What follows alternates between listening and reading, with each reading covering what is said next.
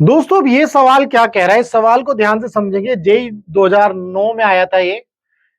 Three concentric metallic spherical shell of radii r, 2r and 3r are given charges q1, q2 and q3 respectively. It is found that the surface charge density on the outer surface of the shells are equal. जो surface charge density है इनके outer shell में, outer surface पर, वो क्या है, equal है। Then the ratio of charges given to the shells Q1, Q2 and Q3 is. तो क्या होगा इस सवाल में, बेसिकली हमें तीन स्फीयर बनाने हैं। लेट्स से पहला स्फीयर,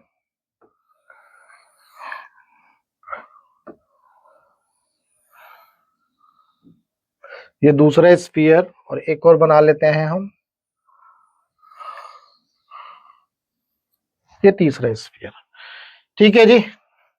तो इस स्फीयर की रेडियस है r, इसकी है 2r और इसकी है 3r। क्वेश्चन में गिवन है कि हमने जो है इसको चार्ज दिया है Q1, Q2 and Q3 given charges. तो हमने जो है चार्ज दिया है किसको, क्या क्या, ये देख लेते हैं। इसको चार्ज दिया है Q1, इसको चार्ज दिया है Q2 और इसको चार्ज दिया है Q3। चूंकि ये तीनों जो है मेटालिक कंडक्टर है या मेटालिक स्फीयर है, तो जैसे हम इसकी बात करें इनसाइड वाले स्फीयर की, हमने इसको चार्ज दिया है Q1। तो चूंकि इस स्फीयर की वजह से, इसके इस वाले सरफेस की वजह से जो चार्ज है Q1, इसकी वजह से जो Q2 जो सेकंड स्फीयर है, इसके अंदर की तरफ चार्ज इंड्यूस हो जाएगा इंडक्शन की मदद से, या इंडक्शन जो मेथड है उसकी मदद से। ठीक है भाई।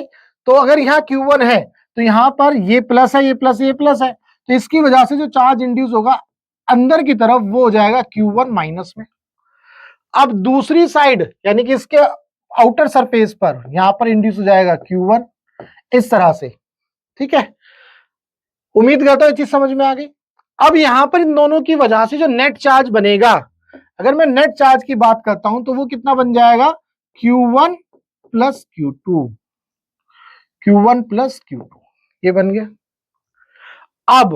अब यहां पर इस वाले स्फीयर के आउटर सरफेस पर जो चार्ज आया है वो Q1 प्लस Q2 है, टोटल चार्ज। अब इसकी वजह से जो तीसरा स्फीयर है, जो सबसे बाहर का स्फीयर है, उसके अंदर वाले सरफेस पर जो चार्ज आएगा वो क्या आएगा भाई, यहां ये दोनों प्लस में है तो यहां पर आएगा माइनस Q1 माइनस Q2, लेकिन अपोजिट साइड में क्या चला जाएगा, प्लस Q1 प्लस Q2। इसके ऊपर पहले से चार्ज Q3 है, तो जो नेट चार्ज होगा, जो नेट चार्ज होगा इसके ऊपर वो क्या आएगा, Q1 plus Q2 plus Q3। तो यानी कि हमने जो है इनके ऊपर चार्जेस को निकाल लिया। यहां पर है Q1, ये नेट चार्ज है Q1 प्लस Q2 और इस पर है net charge Q1 plus Q2 plus Q3। Question में बोला जा रहा है कि जो सरफेस चार्ज डेंसिटी है आउटर सरफेस पर वो सेम है, इक्वल है। तो अगर मैं बात करूं भाई R, 2R और 3R, यानी कि sigma R that is equal to sigma 2R that is equal to sigma 3R, ऐसे करके लिख लेता हूं। ठीक है, तीनों जो है सेम है, तो इसके लिए सिग्मा का क्या फॉर्मूला है, चार्ज अपॉन में सरफेस एरिया। तो इस वाले स्फेरिकल शेल में या स्फीयर में क्या चार्ज है, Q1 है, Q1 अपॉन में इसका सरफेस एरिया क्या बन जाएगा, 4 pi R square that is equal to, जो 2R वाला स्फीयर है उसके ऊपर जो चार्ज आया है Q1 प्लस Q2 आया है, Q1 plus Q2 divided by 4 पाई, जो रेडियस है कितनी है, 2R है, तो 2R है तो इसका स्क्वायर बनेगा, तो मैं डायरेक्ट लिखता हूं 4R स्क्वायर हो जाएगा दैट इज इक्वल टू, तीसरा वाला जो स्फीयर है उसके ऊपर चार्ज है Q1 plus Q2 plus Q3, इसके ऊपर क्या चार्ज आएगा, जो area surface area 4 pi into 9R square. उम्मीद करता हूं ये चीज आपको समझ में आई। अब जब ये आपको समझ में आया ये तीनों सेम है तो देखो 4 pi r square, 4 pi r square, 4 pi r square उड़ गया। तो अब हम क्या कर सकते हैं, अब हम ये कर सकते हैं, देखो यहां पर Q1 अपॉन में 1 that is equal to Q1 plus Q2 upon में 4 that is equal to Q1 plus Q2 plus Q3 upon में 9। हम एक एक करके जो है इसको इस तरह से सॉल्व करेंगे ताकि जो है हमें Q1, Q2 और Q3 का रेशो मिले। तो कैसे मिलेगा वो देखना है। तो पहले क्या करते हैं, पहले हम इन दोनों को इक्वेट कर लेते हैं भाई, क्योंकि तीनों बराबर में है, पहले इन दोनों को इक्वेट कर लेते हैं। तो यहां पर हमें क्या मिलेगा, 4Q1 that is equal to Q1 plus Q2। तो ये इधर आ जाएगा तो 3Q1 that is equal to Q2। ठीक है जी, 3Q1 that is equal to Q2। तो Q2 की वैल्यू हमें 3Q1 के इक्वल आ गई। ठीक है, अब हम क्या करेंगे, अब इसको और इसको इक्वेट कर देंगे। तो इसको इक्वेट करेंगे तो Q1 अपॉन में 1 that is equal to Q1 plus Q2 plus Q3 divided by 9।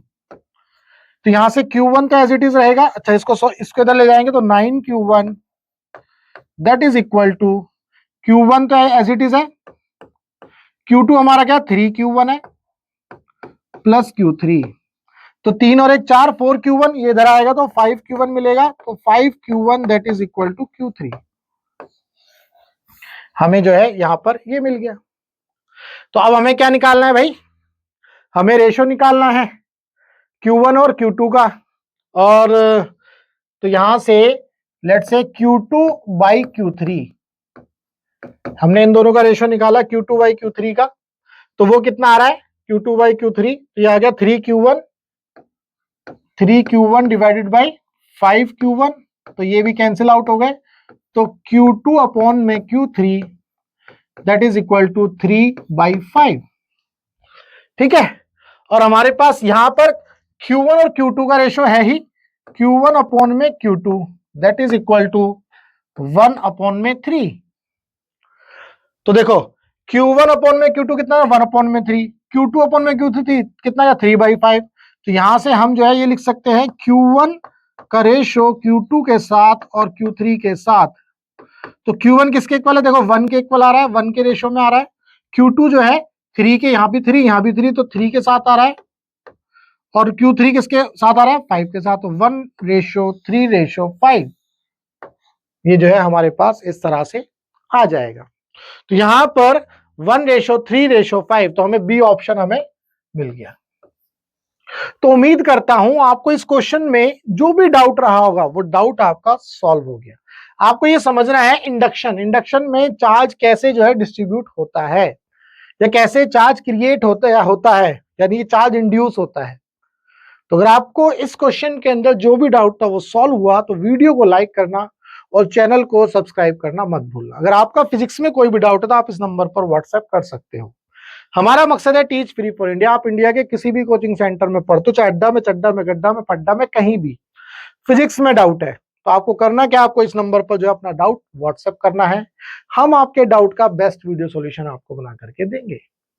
तो चलिए मिलेंगे हम अपने नेक्स्ट वीडियो में नेक्स्ट डाउट के साथ। उससे पहले यहां पर आपको एक QR कोड दिख रहा है, इस QR कोड को स्कैन कर लो ताकि आप हमारे व्हाट्सएप चैनल से जुड़ जाओ और वहां पर लेटेस्ट वीडियो या लेटेस्ट जो जानकारी है वो वहां पर मिलती रहती है। तो चलिए मिलेंगे हम अपनी नेक्स्ट वीडियो में।